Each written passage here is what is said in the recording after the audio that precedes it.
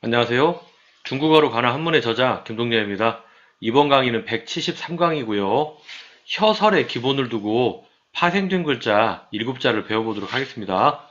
혀설은 우리가 51강에서 배운 적이 있는데요. 어원은 도마뱀이 혀를 내밀다.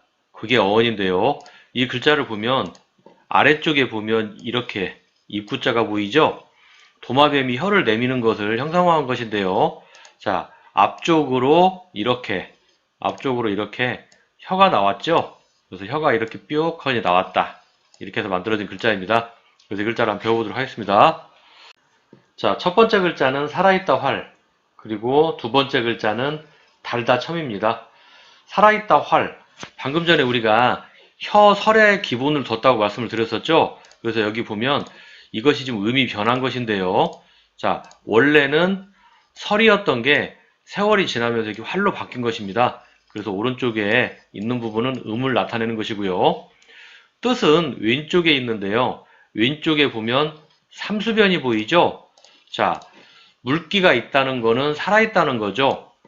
몸속에 물기가 다 말라버렸다면 죽은 거죠. 살아있는 것은 물기가 촉촉한 거죠. 그래서 이거는 살아있다는 의미로 사용을 하고 있고요. 우리가 생활 속에서는 생활 또는 활동. 생활은 살아서 움직이는 거고 활동은 살아서 움직이는 거고 생활은 살아있는 거다 그런 뜻이죠. 자, 그리고 아래쪽에는 달다 첨자가 있는데요. 자, 여기도 혀 설자가 세월이 지나면서 음이 이렇게 설자가 첨으로 바뀐 것이고요. 뜻을 나타내는 부분은 왼쪽인데요.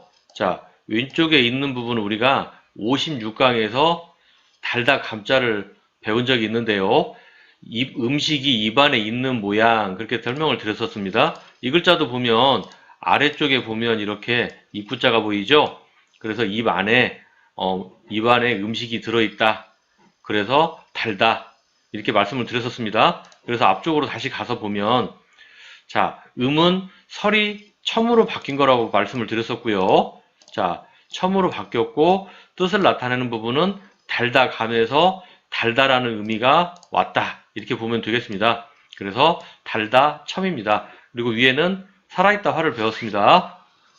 자, 다음 글자는 말하다 화, 그리고 묵다 과를 배워보도록 하겠습니다. 자, 말하다 설이 세월이 지나면서 화로 이렇게 바뀐 거고요. 아래쪽 같은 경우는 설이 이렇게 또 괄로 바뀌었네요. 여기는 계속 음이 보면 설자인 경우가 없죠. 지금 현재. 그렇습니다. 이렇게 세월이 지나면서 이렇게 비슷하거나 거의 비슷하지 않게 변해버린 경우도 간혹 있습니다. 자, 오른쪽에 있는 거는 음이기 때문에 이렇게 이쪽도 이렇게 바뀐 것이고요. 뜻을 나타내는 부분은 왼쪽에 있다고 제가 말씀드리죠. 자, 계속 말씀드리는데요.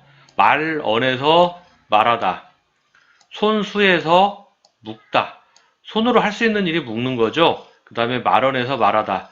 그래서 생활 속에서는 말하다 화에서 대화 또는 전화. 앞에 전자는 전기전자입니다. 전기로 말한다 그런 뜻이고요. 자, 대화는 마주하다 대자는 마주보다 대입니다. 아래쪽 묵다 괄자는 우리가 포괄, 총괄, 묵다 괄, 말하다 화 이렇게 두 개를 배웠습니다. 자, 다음 글자는 집사입니다. 그 다음에 버리다 사입니다. 집사자는 사실 혀설자와는 아무 관계가 없습니다. 그림에 보면 마치 그 집의 모양을 형상화한 것처럼 이렇게 지붕이 있고 그 다음에 아래쪽에는 기초를 세우고 거기에 이렇게 기둥을 세웠다 이런 형상에서 모양을 가져온 것일 뿐 안쪽에 들어있는 이 모양이 혀설과 관계는 없습니다. 하지만 모양자는 비슷하기 때문에 제가 그냥 가져온 것입니다. 그래서 이 글자는 집산데요. 자, 이렇게 집을 짓는 모양으로 이 글자는 좀 이해를 하시면 될 것 같습니다. 그래서 우리가 생활 속에서는 기숙사 또는 어떤 과천, 경부 청사 이런 단어들이 있죠. 자, 그리고 아래쪽 같은 경우에는 방금 전에 배웠던 집사와 관련이 있는데요. 음을 나타내는 부분은 자 이렇게 해서 사입니다. 방금 위에서 우리가 집사 배웠죠? 그래서 음은 그대로 사가 온 것이고요. 뜻을 나타내는 부분은 왼쪽인데요. 자, 손에서 버린다는 의미가 온 것입니다. 그래서 버리다 사가 됐고요.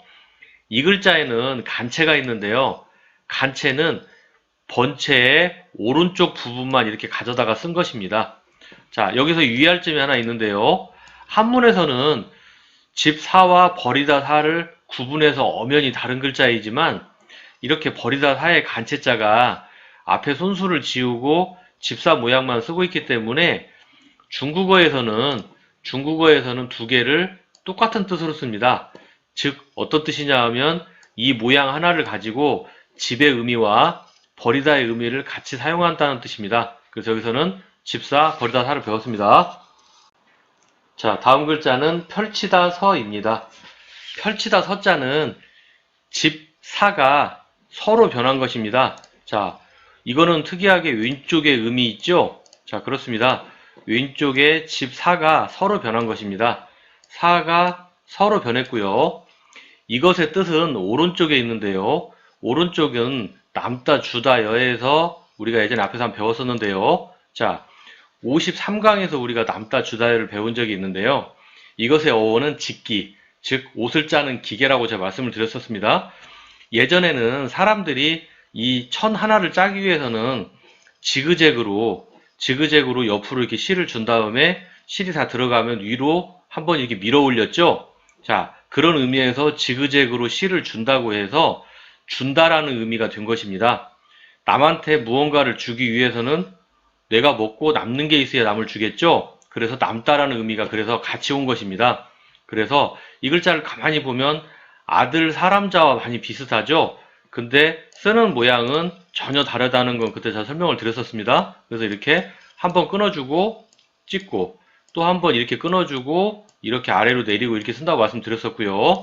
자, 다시 앞쪽으로 와서 남다, 주다, 여 있는 그대로 한번 써본다면은 자, 집에 와서 준다. 무엇을?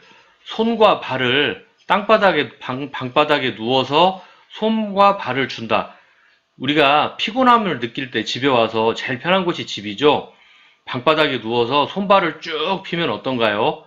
편안하지 않습니까? 그래서 펼치다라는 의미고 거기에서 또 편안하다는 의미를 하나를 더 갖게 됩니다. 그래서 음은 사가 서로 바뀌어서 서다, 펼치다, 서. 여기서 이렇게 배워봤습니다. 우리가 173강에서 혀설의 기본을 두고 파생된 글자 7자를 배웠습니다. 이번 강의 여기서 마치도록 하겠습니다. 다음 강의 뵙도록 하겠습니다.